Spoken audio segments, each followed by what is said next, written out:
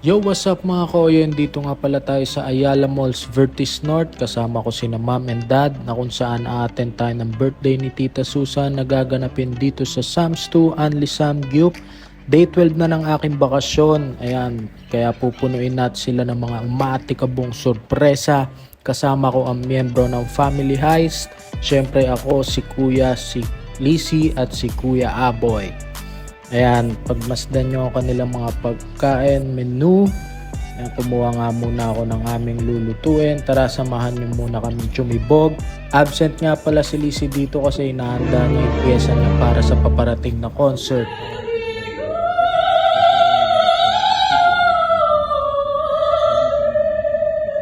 Dumating na rin ang aming soup. Naglagay nga pala ako ng mga sahog dyan, katulad ng mga gulay at iba pa. At syempre maya dumating na rin si Aliyah.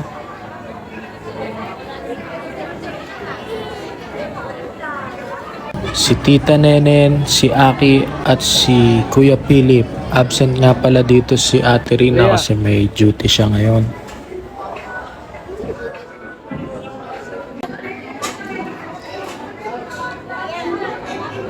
At habang kumakain si Aliyah ng paborito niyang watermelon, tinrack ko nga pala ang flight ni Uwa all the way from Singapore. Bumaba na siya ng Clark, Pampanga at nag-commute na lang siya papunta dito sa Manila. At yan, kung mapapansin nyo sa video, lumabas na ako ng restaurant kasi kachat ko na siya. Bali yan, pinauna ko na siyang pumasok. First attempt ng aming prank, ayan, kinausap niya si Tita Susan at si Ate Maan. Nag-conduct siya ng survey. Typical na waiter, no? Nagtatanong siya ng mga kung ano-ano and aalokin ng pagkain kapag nabitin pa. Ayan, at tumayo na si Ate Maan. Mapapansin nyo, di niya pa rin niya nakita si Kuya Aboy. Tapos si Daddy, isa pang nabiktima, nag-order siya ng soup, di niya rin nabukaan si Uwa. Tapos yan, pinaulit ko si Kuya Aboy kasi nga hindi ko na videohan sa sobrang focus namin at sa sobrang excite. Nakalimutan ko na kuna ng video. Kasi yan, second attempt na. Nag-try ulit si Uwa, nagtanong kung kamusta na yung food. Dito mukhang na babother na si Tita Susan kasi pangalawang attempt na. At ayan, binuksan na ni Uwa yung face mask niya. Sobra na shock dito si Tita Susan sa tagpong to kasi hindi niya sukat akalain na uwi si Kuya Aboy sa birthday niya.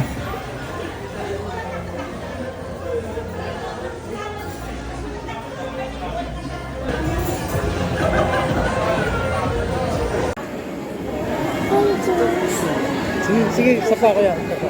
Isa pa. Ha?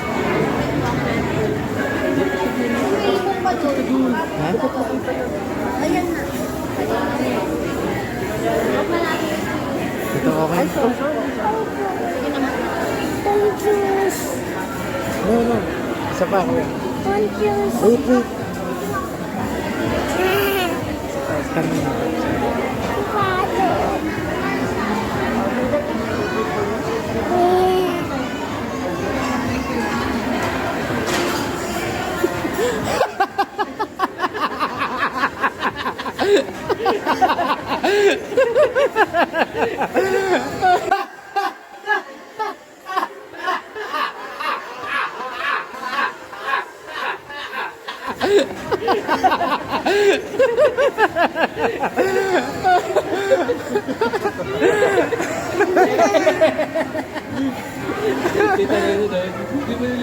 Hindi. Face mask ka. Face mask.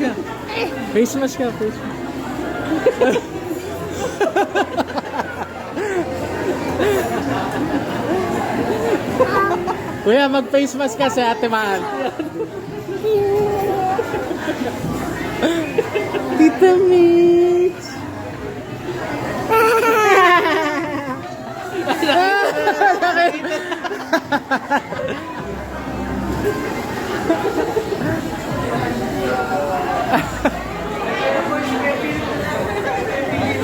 Si Kuya Philip, hindi pa.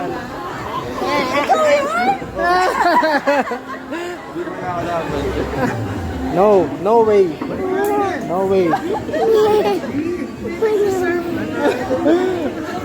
Sino ko pa naman si ano? Yung soup. No way, up! Kinat ko muna pala yung video kasi nga ang kulit na ni Aliyah. Ayan, nakita na siya ni Mami.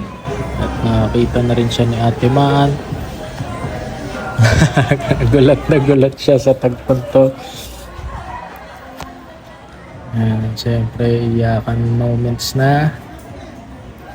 Ang pangatlong prank of the year.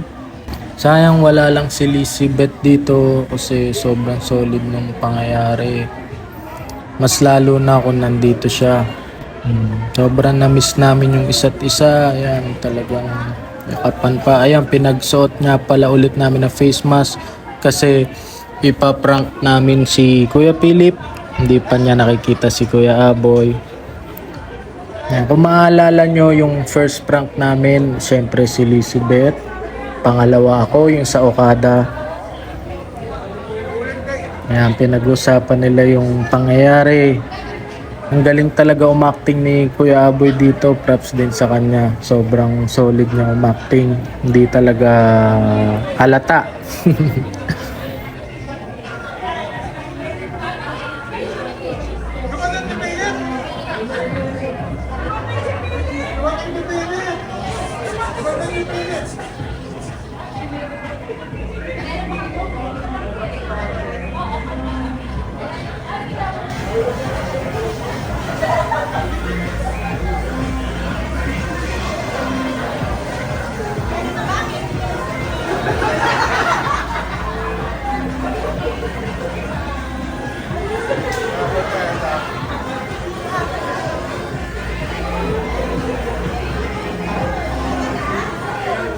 Hindi nga umubra ang aming prank kasi namukha ni Kuya Philips Kuya Aboy sa sobrang tagal nilang magkasama.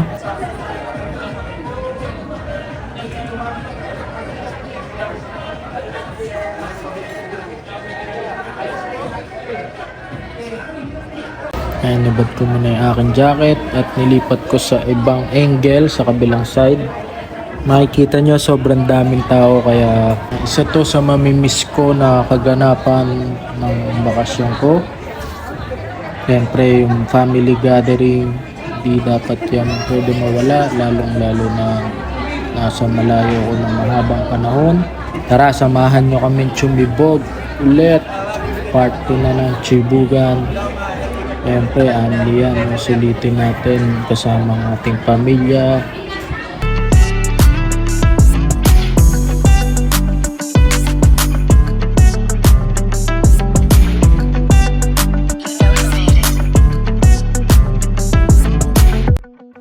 You want toys?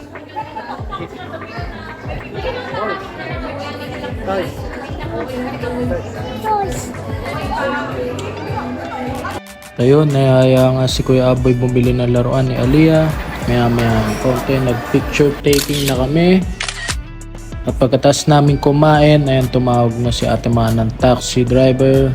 At sa hotel na pinag-check-in na ni Uwa, around lang din dito sa Ayala Malls.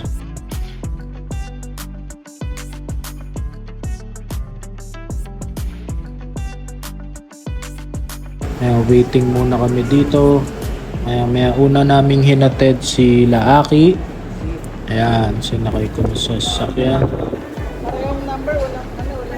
Ang susunod si Daddy, sumakay na rin, tsaka si Mami.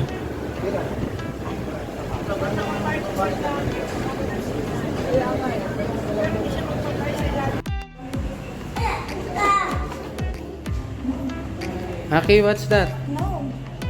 Toy?